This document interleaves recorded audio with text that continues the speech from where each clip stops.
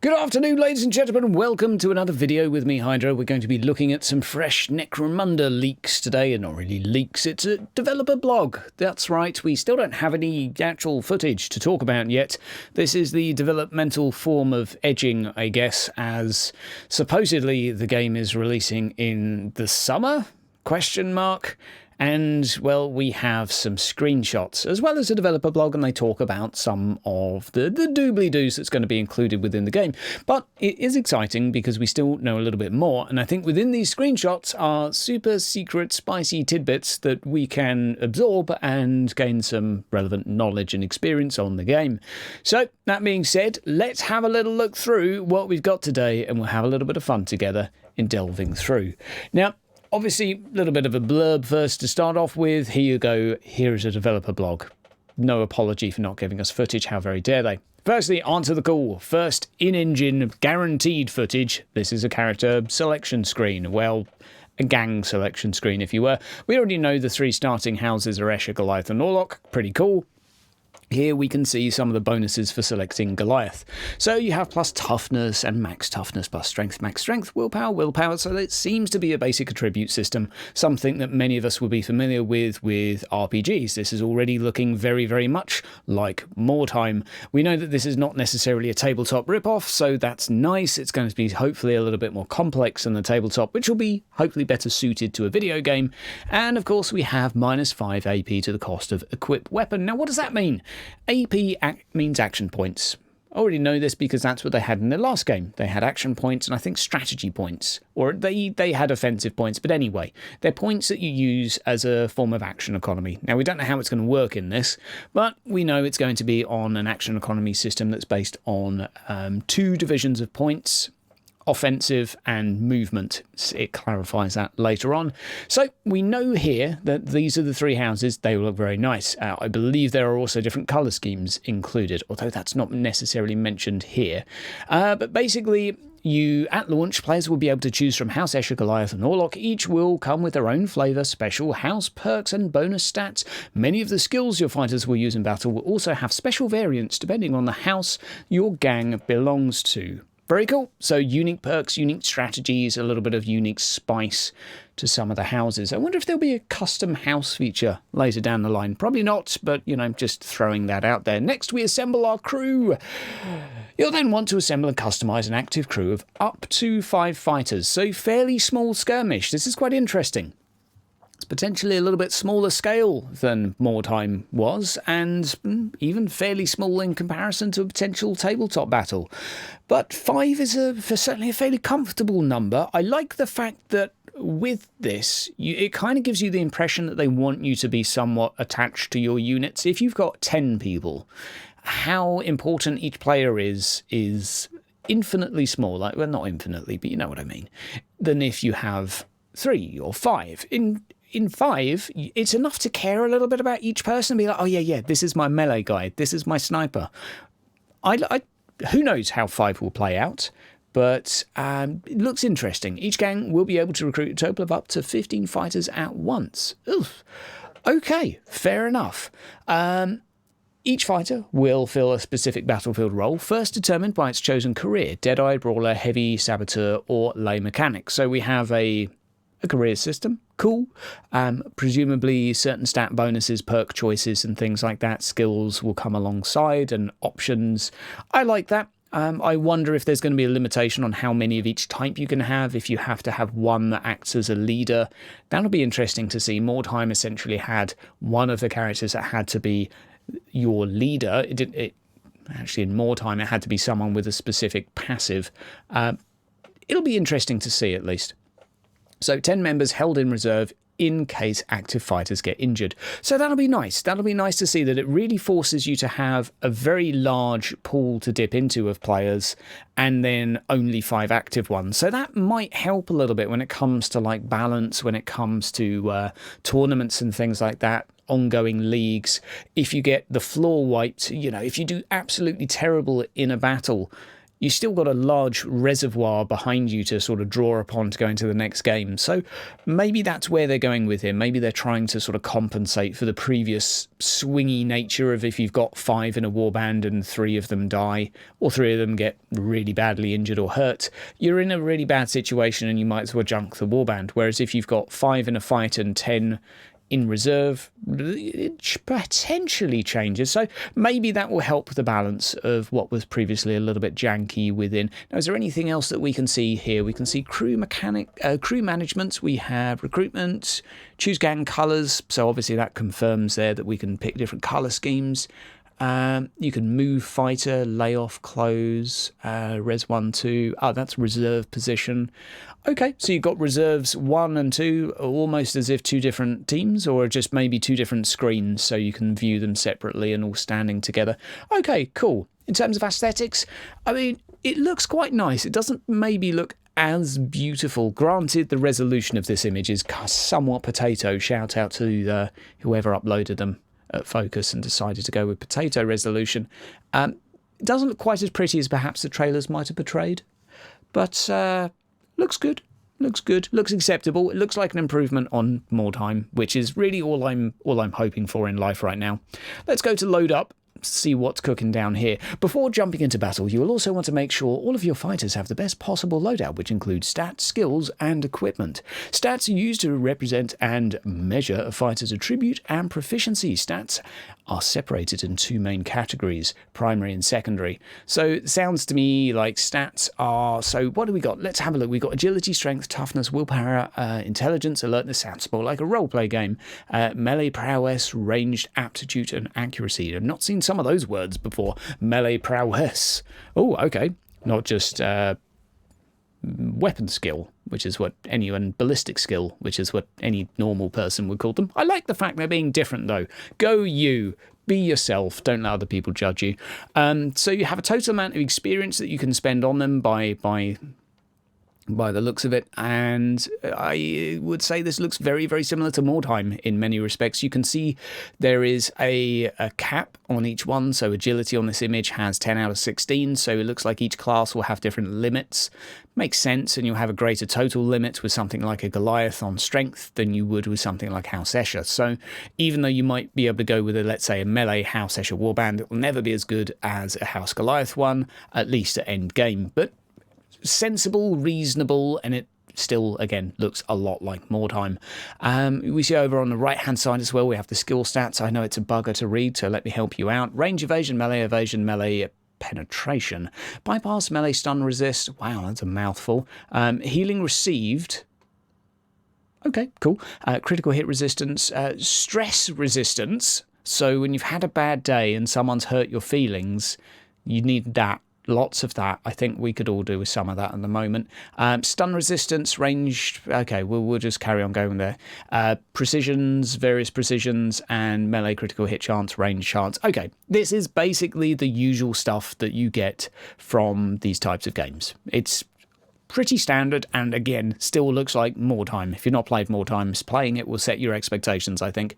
Although, this does look like it's improved in many ways when it comes to gameplay, but we'll come to that in a moment. Now let's move down to skills.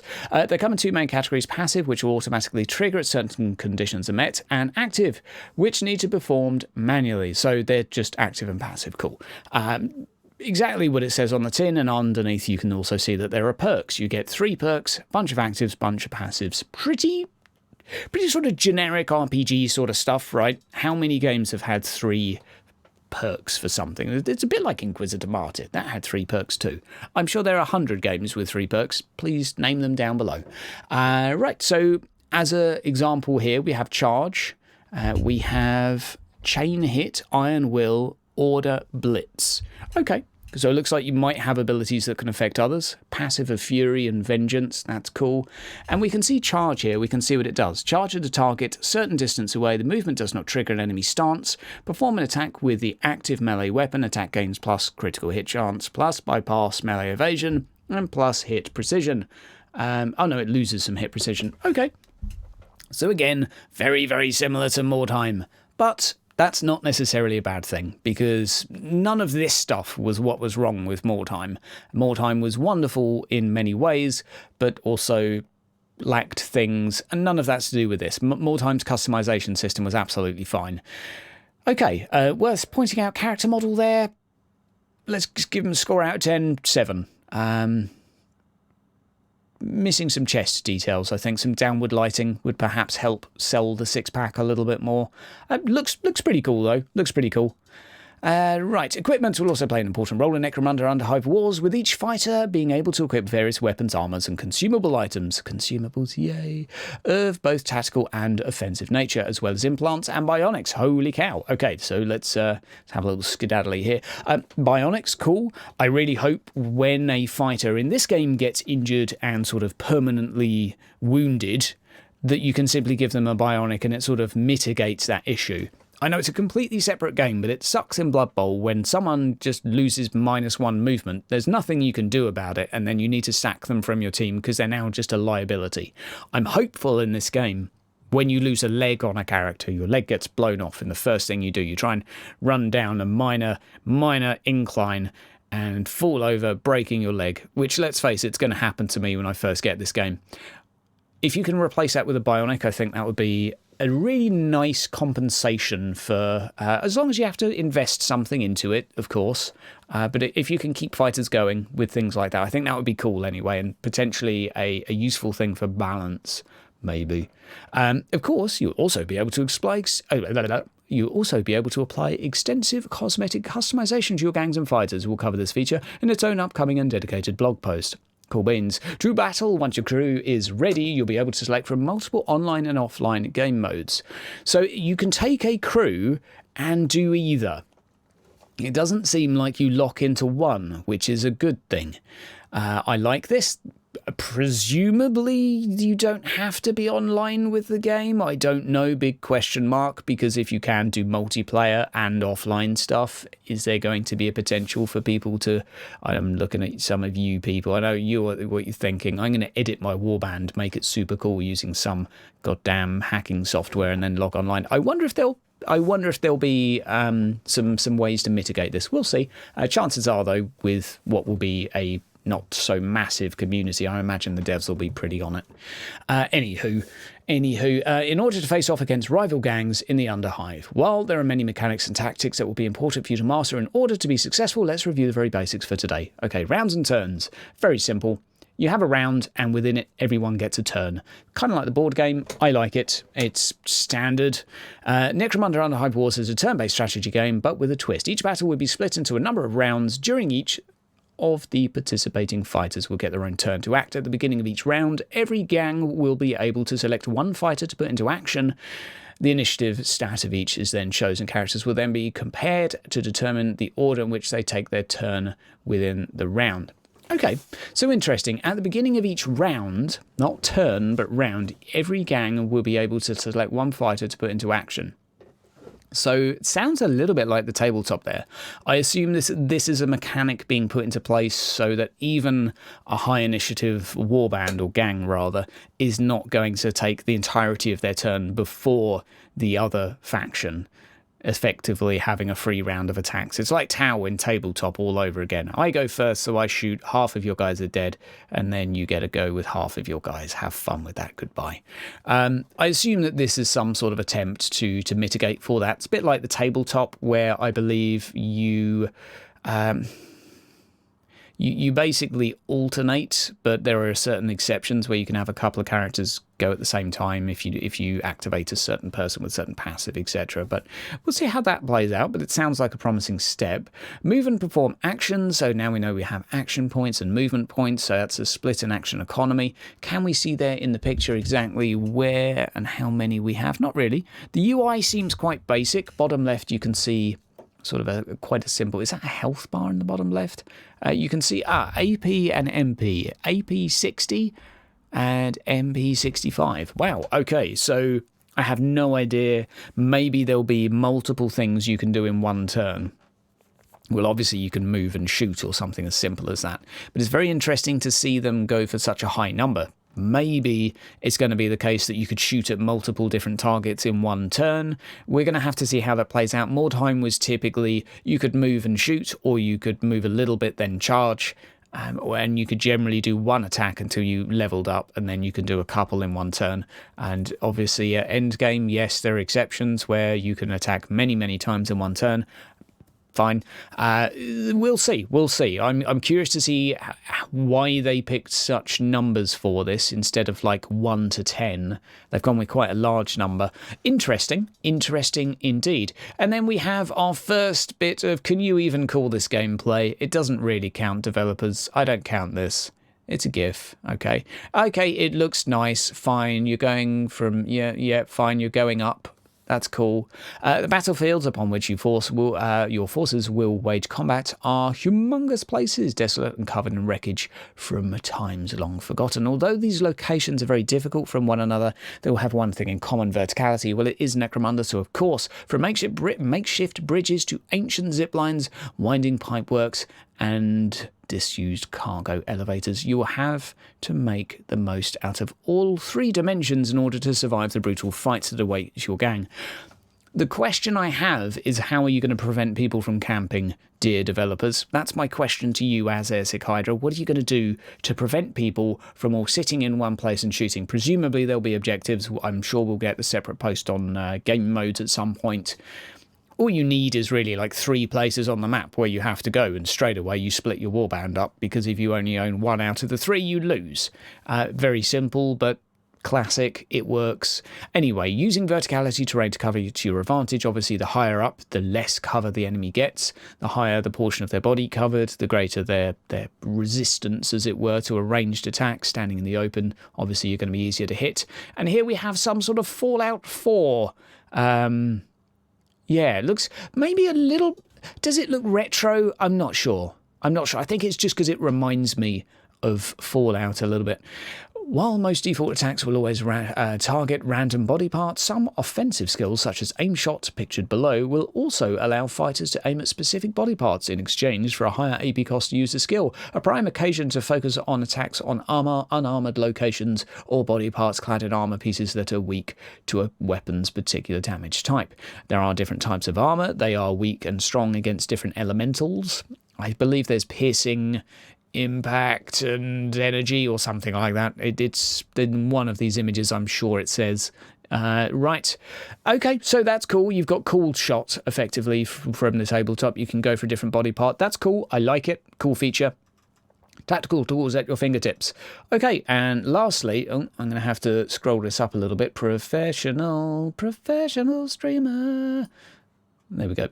Right, so now we have a tactical overlay, which looks pretty good. So we can get a little hint here as to a potential mission objective.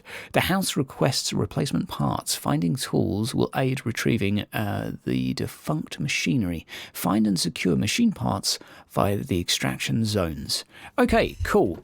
I like the fact that we've got an objective, which is go and get a bunch of these, and then maybe even get them back to a certain location. Sort of snatch and grab. I like it. That's certainly better than the Mordheim ones already. 5 rounds remaining. Retrieve machine parts. How many can you get? 5 rounds remaining. Gather salvage components, etc., etc. Okay, looks interesting, and it does seem like there might be multiple different warbands all in the same level. I believe you can have 4 on the same map. Anywho, thank you from the developers, apparently. This concludes today's first entry into the devblog series. Thank you for taking the time to read through the blog post, and yeah, you're welcome. I've even read it for you, so thank you to Hydra too for reading it for you. And also just for providing some rather chaotic and maybe some gems of some usefulness in there somewhere. Probably not, though. Probably not. In the meantime, don't hesitate to join the official Discord. There is an official Discord, so make sure you join that. And they've obviously only just scratched the surface of this, as they say. They want to look at different game modes. And they still say the game will launch later this summer. So please speak to me. I want to interview you. I want to talk to you about this, and I need some gameplay right now. It looks promising. It looks... I'm going to say, as expected, Mordheim with improvements, because, let's face it, when a developer makes a game, it always looks like their last game, because the same bloody people are making the second game that made the first game. People have a skill set and they tend to use it. They have certain ways of doing animations and they tend to use those. So it's going to look a bit like more time. But it does seem like improvements have been made, and it does look like the system as a whole is better. We shall have to see how it plays out, but I have a degree of optimism. Or do I? I'm not sure. I don't want to get my hopes up, but no, I'm excited. I'm excited. I hope you're excited too. Thank you very much for listening, guys and girls. Feel free to like and subscribe and all of that stuff. We'll be covering each of the dev blog posts like this, just having a bit of a waffle. Hit me up down in the comments below so we can talk about it together. And feel free to join the Hydra Discord so we can chat all together about how much we love Games Workshop games and hate them as well. Take care. Bye.